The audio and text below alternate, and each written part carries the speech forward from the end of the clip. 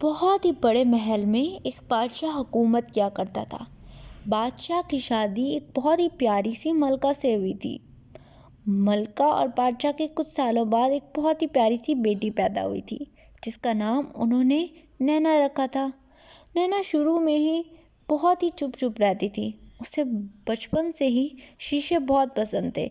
शुरू में तो बादशाह और मलका को ये आम सी बात लगती थी, लेकिन जैसे ही नैना बढ़ती गई, उसने अपने पूरे कमरे को शीशों से भर दिया था और वो कभी कमरे से बाहर नहीं निकलती थी। हर वक्त अपने आप को शीशे में देखती रहती। नैना ने अपने पूरे कमरे को शीशों से भरा था। जहाँ भी देखते शीशे ही शीशे होते थे।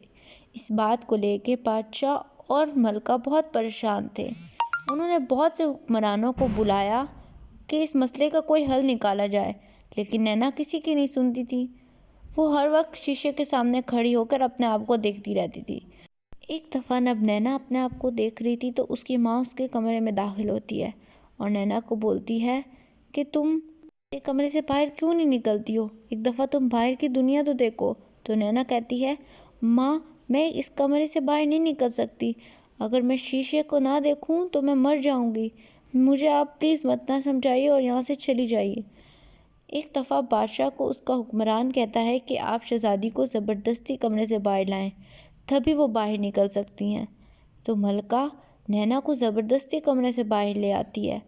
नैना बहुत उदास होती है और रोने लग जाती है, लेकिन जब वो अपने महल से बाहर जाती है तो उसको महल की दुनिया शीशे की दुनिया से काफ़ी पसंद आती है। वो पहाड़ों में भी जाती है, दरिया के किनारे पर भी जाती है और वो बहुत खुश होती है। ये सब देख के बादशाह और मलका भी बहुत खुश हो जाते हैं। सो गाइस, कैसी लगी आपको मेरी ये स्टोरी? अगर आप सब लोग को मेरी स्टोरी थोड़ी सी भी पसंद आई हो तो लाइक शेयर एंड सब्सक्राइब करना मत भूलिए और मेरे चैनल पे ज़रूर विजिट करिए। मैं मिलती हूँ अगली वीडियो के साथ। अल्लाह हाफिज़।